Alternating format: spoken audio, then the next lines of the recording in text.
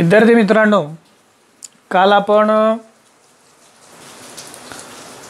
प्राचीन काळातील इतिहास लेखन याविषयी माहिती अभ्यासलेली आहे। आज आपण मध्ययुगीन काळातील इतिहास लेखनाची जी काही भारतीय परंपरा आहे त्याविषयीचा अभ्यास करणार आहोत। या मध्ययुगीन काळातील लेखन परंपरेमध्ये सगळ्यात महत्त्वाचा आणि सुरुवातीचा जो काही ग्रंथ येतो त्या ग्रंथाचं नाव आहे राजतरंगिणी। हा जो काही राजतरंगिणी ग्रंथ आहे हा कल्हण याने लिहिलेला आहे आणि तो 12व्या शतकामध्ये लिहिलेला आहे। या ग्रंथाचं एक सगळ्यात महत्त्वाचं वैशिष्ट्य असं सांगितलं जातं की इतिहास लेखन शास्त्रशुद्ध कसं असावं। या आधुनिक इतिहास लेखनाच्या संकल्पनेशी जवळचे नाते सांगणारा हा ग्रंथ आहे। म्हणजे इतिहास लेखनामध्ये जी काही शास्त्रशुद्ध पद्धत वापरली जाते ती शास्त्रशुद्ध पद्धत कशी असावी हे आपल्याला या ग्रंथावरून त्या ठिकाणी समजतं। का समजतं असं तर हा ग्रंथ लिहिताना त्या काळातले जे काही सगळे कोरीव लेख आहेत, नाणी आहेत, प्राचीन वास्तूंचे अवशेष असं म्हटलेलं आहे।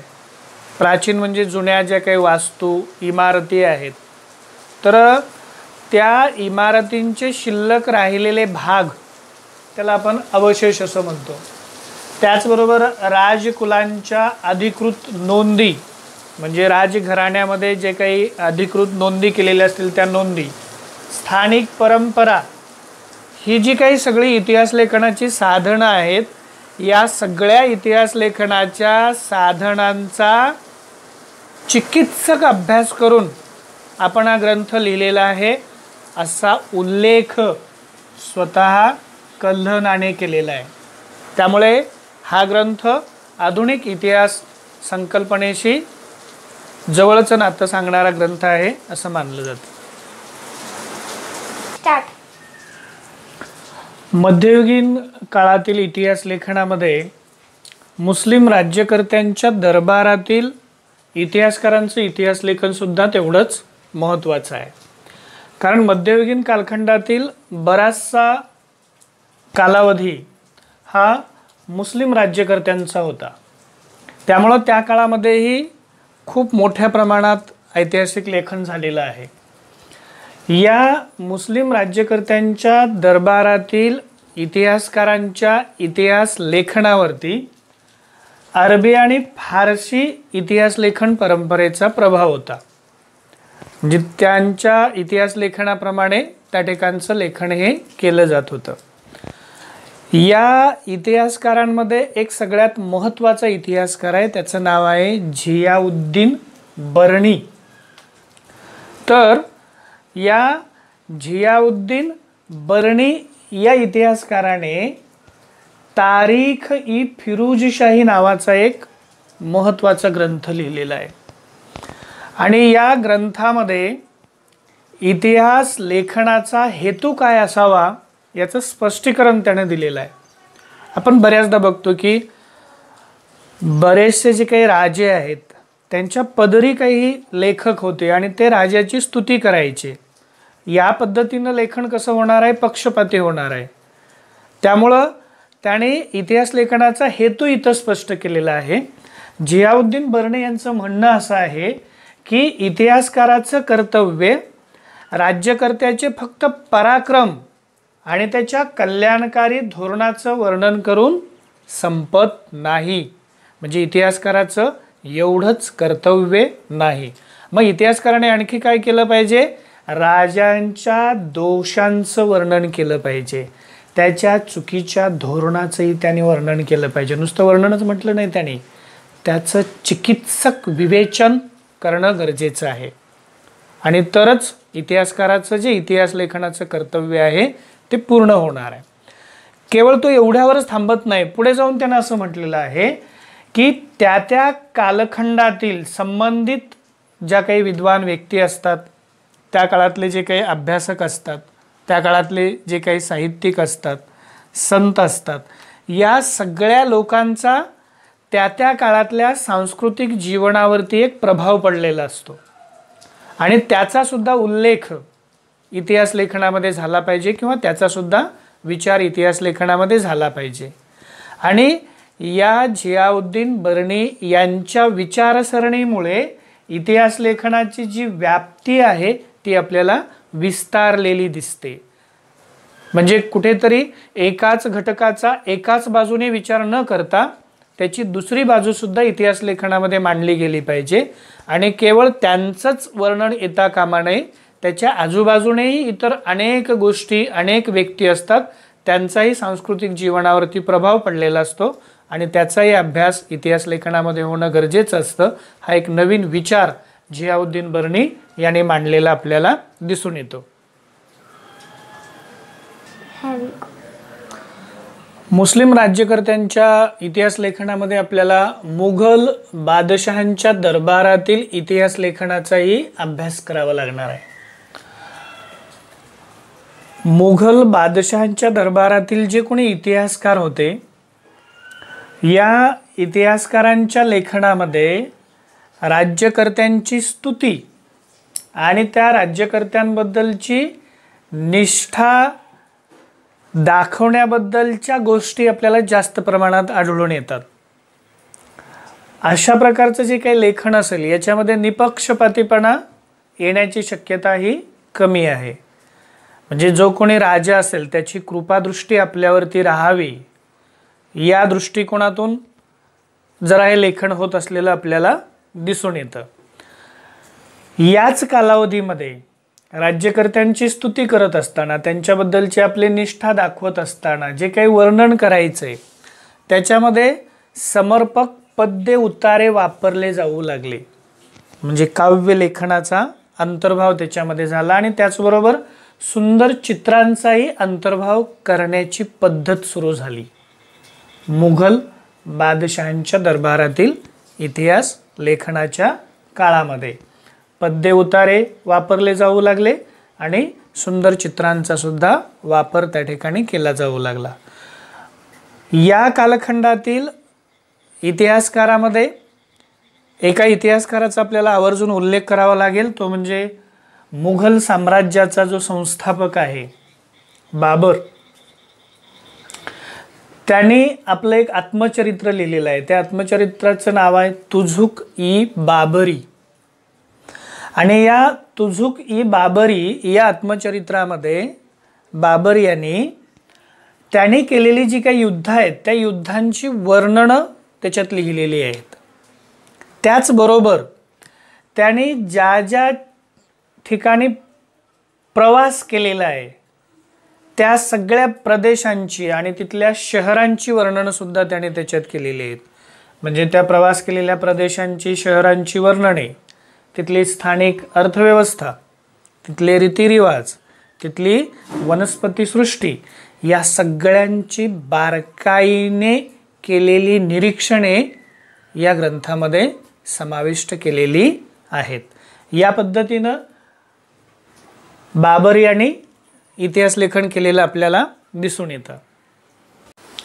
मित्रांनो, मध्ययुगीन कालखंडातील आणखी एक अतिशय महत्त्वाचा असा ग्रंथ आहे. त्या ग्रंथाचं नाव आहे अकबरनामा. हा ग्रंथ अबुल फजल याने लिहिलेला आहे आणि या ग्रंथाचं महत्त्वाचं वैशिष्ट्य असं मानलं जातं की इतिहास लेखनाची जी चिकित्सक लेखन पद्धती आहे त्या दृष्टीने हा ग्रंथ अतिशय महत्त्वाचा आहे.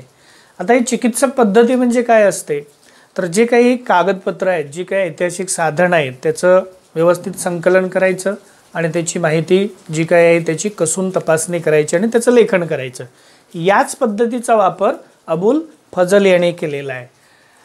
ज्या काही अधिकृत नोंदी आहेत त्या नोंदींच्या आधारे ऐतिहासिक कागदपत्रांचं त्याने काळजीपूर्वक संकलन केलं. ती सगळी कागदपत्र त्यांनी जमा केली आणि त्याच्यानंतर त्याच्यामध्ये असणारी जी माहिती आहे त्या माहितीच्या विश्वासार्हतेची कसून चौकशी केली, त्याची छाननी केली की बाबा ही जी माहिती आहे ती अगदी बरोबर आहे की नाही. आणि अशा प्रकारची संशोधन पद्धती त्याने वापरून इतिहास लेखन केलेलं आहे.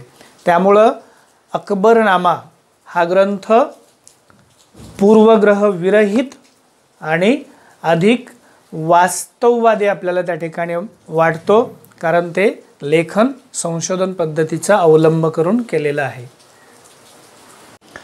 मध्ययुगीन काळातील इतिहास लेखनामध्ये बखर साहित्याचाही आपल्याला अभ्यास करावा लागेल, कारण बखर साहित्य ऐतिहासिक साहित्यातील एक महत्त्वाचं साहित्य आहे किंवा एक महत्त्वाचा साहित्य प्रकार आहे. या बखर वाङ्मयामध्ये नेमकं काय असतं, तर जे काही बखर वाङ्मय आहे याच्यामध्ये शूरवीरांचं गुणगान केलेलं आहे. ज्या काही सगळ्या ऐतिहासिक घडामोडी आहेत त्याचं आपल्याला याच्यामध्ये लेखन पाहायला मिळतं. त्या काळातील घडलेल्या ज्या काही लढाया आहेत, युद्ध आहेत, त्याचं वर्णन आपल्याला याच्यामध्ये पाहायला मिळतं.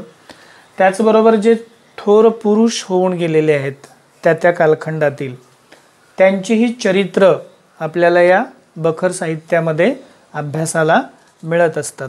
त्या दृष्टीने हा एक ऐतिहासिक साहित्य प्रकार आहे आणि इतिहास लेखनामध्ये सुद्धा एक महत्त्वाचा साहित्य प्रकार मानला जातो. विद्यार्थी मित्रांनो, मध्ययुगीन कालखंडातील इतिहास लेखनामध्ये बखर वाङ्मयाचं तेवढंच महत्त्वाचं स्थान आहे, हे आपण बघितलेलं आहे. या बखर वाङ्मयामध्ये एक महत्त्वाची बखर मानली जाते, तिचं नाव आहे सभासद बखर. ही बखर लिहिलेली आहे कोणी? कृष्णाजी अनंत सभासद यांनी ही बखर लिहिलेली आहे. कोणाच्या कारकिर्दीमध्ये लिहिलेली आहे? छत्रपती राजाराम महाराजांच्या कारकिर्दीमध्ये ही बखर लिहिली गेलेली आहे. पण या बखरीमध्ये जे वर्णन केलेलं आहे ते मात्र छत्रपती शिवाजी महाराजांच्या कारकिर्दीचं आहे. म्हणजे बखर लिहिली कृष्णाजी अनंत सभासद यांनी, लिहिली कोणाच्या कारकिर्दीमध्ये? छत्रपती राजाराम महाराजांच्या कारकिर्दीमध्ये. आणि त्याच्यामध्ये माहिती किंवा वर्णन कोणाचं आहे? छत्रपती शिवाजी महाराजांच्या कारकिर्दीचं वर्णन त्याच्यामध्ये आहे. म्हणजे एकाच बखरीशी संबंधित अशा 3 व्यक्ती आपल्याला या ठिकाणी भेटतात. त्याच्यानंतरची जी काही बखर आहे ती भाऊसाहेबांची बखर. भाऊसाहेब, विश्वासराव नावं आपल्याला माहीत असतील. कोणाच्या संदर्भात आहेत ती? पानिपत युद्धाच्या संदर्भातील. त्यामुळे याच्यामध्ये पानिपतची जी आपली शेवटची 3री लढाई आहे त्या लढाईचं त्याच्यामध्ये वर्णन करण्यात आलेलं आहे. त्याचबरोबर पानिपतची बखर म्हणून एक बखर आहे. या बखरीमध्ये फक्त पानिपतचंच वर्णन आहे, त्या लढाईचंच वर्णन आहे. म्हणजे फक्त त्या पानिपतच्या लढाईवर स्वतंत्र ही बखर काढण्यात आलेली आहे. त्याच्यानंतरची बखर आहे ती होळकरांची कैफियत नावाची एक बखर आहे. या बखरीमध्ये होळकरांच्या घराण्याविषयी आणि त्यांचं जे योगदान आहे त्या योगदानाविषयीची माहिती आपल्याला या बखर वाङ्मयामध्ये पाहायला मिळते. या बखर वाङ्मयाचे वेगवेगळे प्रकार आहेत. बखरींचे असे वेगवेगळे प्रकार मानले जातात. त्याच्यामध्ये पहिला आहे चरित्रात्मक प्रकार, दुसरा पंथीय प्रकार, तिसरा वंशानुचरित्रात्मक, चौथा प्रसंग वर्णनात्मक, 5वा कैफियत, जशी होळकरांची कैफियत वगैरे होती तसं, पौराणिक, 7 राजनीतीपर आणि 8 आत्मचरित्रपर. अशा पद्धतीनं हे आपलं बखर वाङ्मय आहे. आणि हे बखर वाङ्मयसुद्धा इतिहास लेखनामध्ये एक महत्त्वाचं साधन म्हणून वापरलं जातं. इतिहास लेखनाला मोलाची मदत या ऐतिहासिक बखर वाङ्मयातून होत असलेली आपल्याला दिसून येते. मध्ययुगीन कालखंडाच्या संदर्भामध्येच माहीत आहे का तुम्हाला या घटकामध्ये काही परदेशी इतिहासकारांविषयीची माहिती आपल्याला दिलेली आहे. या सगळ्यांमध्ये एक महत्त्वाचा इतिहासकार आहे, त्याचं नाव आहे अल-बेरुनी. तर या अल-बेरुनीने भारतीय लोकांनी वेगवेगळ्या ज्ञानशाखांमध्ये जे काही केलेली कामगिरी आहे किंवा त्यांचं जे काही योगदान आहे, त्याचबरोबर भारतातील जे काही समाज जीवन आहे याविषयीची माहिती अरेबिक भाषेमध्ये लिहून ठेवलेली आहे. त्याचबरोबर परदेशी इतिहासकारांमध्ये आणखी एक नाव आहे अमीर खुसरो यांचं. यांनी सुद्धा मध्ययुगीन कालखंडाविषयीची विपुल माहिती लिहून ठेवलेली आहे. यांच्याबरोबर आणखी काही इतिहासकार आहेत. अशा प्रकारचा एक कृती आराखडा किंवा संकल्पना चित्र मी या ठिकाणी तयार केलेलं आहे. याच्यामध्ये कदाचित 2 इतिहासकारांची नावं देतील आणि 2 पुस्तकांची नावं लिहावी लागतील आणि दुसऱ्या 2 पुस्तकांची नावं देतील, त्यामध्ये इतिहासकारांचं नाव आपल्याला लिहावं लागेल. मार्गदर्शक पुस्तिकेमध्ये वगैरे त्याची माहिती आहे, म्हणजे गाईडमध्ये वगैरे त्याची साधारण माहिती आहे. तर असा एक हा कृती आराखडा या ठिकाणी तयार केलेला आहे. हे सगळे परदेशी इतिहासकार आहेत आणि त्याने लिहिलेली पुस्तकं. हसन निजामी यांनी ताजुल मासीर नावाचं पुस्तक लिहिलेलं आहे. त्याच्यानंतर तैमूरलंग यांनी तुझुक ई तिमुरी नावाचं पुस्तक लिहिलेलं आहे. मिनहाज ई सिराज या व्यक्तीने तबाकत ई नासिरी नावाचं पुस्तक लिहिलेलं आहे. याह्या बिन अहमद सरहिंद असं मोठं नाव आहे, फक्त सरहिंदी असं लिहिलेलं आहे मी तिथं. तर त्यांनी तारीख ई मुबारक शाही नावाचं पुस्तक लिहिलेलं आहे. आणि या सगळ्यांच्या लेखनामधून मध्ययुगीन कालखंडाविषयीची आपल्याला माहिती मिळते आणि इतिहास लेखनासाठी आपल्याला त्याचा फायदा होतो. मध्ययुगीन काळातील इतिहास लेखनाचा शेवटचा घटक आपण या ठिकाणी अभ्यासत आहोत. या मध्ययुगीन कालखंडामध्ये काही परदेशी प्रवासी आपल्या देशामध्ये येऊन गेलेले आहेत आणि त्याने काही वृत्तांत लिहिलेला आहे, म्हणजे इतिवृत्त लिहिलेलं आहे, काही बातम्या लिहिलेल्या आहेत असं आपण म्हणूया. तर त्या वृत्तांताचा उपयोग सुद्धा आपल्याला आपल्या इतिहास लेखनामध्ये महत्त्वाची साधने म्हणून करता आलेला आहे. कारण मध्ययुगीन कालखंडातील बरीचशी माहिती त्या सगळ्या परदेशी लोकांनी लिहिलेले जे काही वृत्तांत आहेत त्यामुळे आपल्याला मिळालेली आहे. त्याच्यामध्ये काही नावं आहेत: Ibn Battuta, Abdul Razzaq, Marco Polo, Niccolo Conti, Barbosa, Domingos Paes या लोकांनी लिहिलेले जे काही वृत्तांत आहेत ते सुद्धा आपल्याला आपल्या इतिहास लेखनामध्ये महत्त्वाचे मानावे लागतात. त्याच्यानंतर बादशाह औरंगजेबाच्या दरबारामध्ये काही इतिहासकार होते लेखन करण्यासाठी आणि त्यांनी सुद्धा काही इतिहास लेखन केलेलं आहे, त्याचा सुद्धा आपल्याला विचार करावा लागेल. त्याच्यामध्ये आहेत ईश्वरदास नागर, भीमसेन सक्सेना, खाफी खान आणि निकोलाय मनुची. हे बादशाह औरंगजेबाच्या काळातील इतिहासकार आहेत आणि त्याने लिहिलेला जो काही इतिहास आहे त्यामुळे सुद्धा आपल्याला मुघल काळातील इतिहासाविषयी महत्त्वाची माहिती त्या ठिकाणी मिळते. तर या मध्ययुगीन कालखंडामध्ये आपण राजतरंगिणीपासून म्हणजे कल्हणाच्या राजतरंगिणीपासून बखर वाङ्मयापर्यंतचा जो काही प्रवास आहे तो पूर्ण केलेला आहे आणि थोडासा भाग हा गुंतागुंतीचा आहे. पहिली जी आपली इतिहासाची 4 प्रकरणं आहेत ती जरा अशीच गुंतागुंतीची आहेत, खूप माहिती त्याच्यामध्ये आहे, जनरल नॉलेज असं म्हटलं तरी काही हरकत नाही. तर ते थोडंसं सखोल अभ्यासावं लागेल, परंतु आज ते थोडंसं विस्तारित करून मांडण्याचा मी प्रयत्न केलेला आहे जेणेकरून तुम्हाला अभ्यासाला त्या ठिकाणी फायदा व्हावा. तर नेहमीप्रमाणे अभ्यासाला बसताना वही घेऊन बसायचं आणि त्यावेळेसच त्याच्या नोंदी करत चला, म्हणजे परत तुम्हाला व्हिडिओ परत त्या ठिकाणी बघावा लागणार नाही. तेवढा भाग झाला, व्हिडिओ पॉज करत चला, फळ्यावरची माहिती लिहून काढत चला.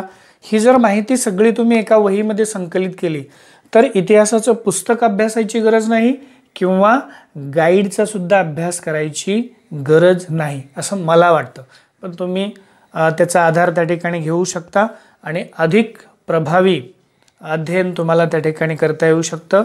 त्यामुळं याच्या नोंदी त्यावेळेस करा आणि व्हिडिओ बघून संपला की त्याच्यानंतर तेवढाच भाग वाचायचा आहे. भाग वाचताना 5 ते 10 छोटे छोटे प्रश्न तयार करायचेत आणि नेहमीप्रमाणे जर व्हिडिओ आवडला तर त्याला लाईक आणि शेअर करायला विसरायचं नाही.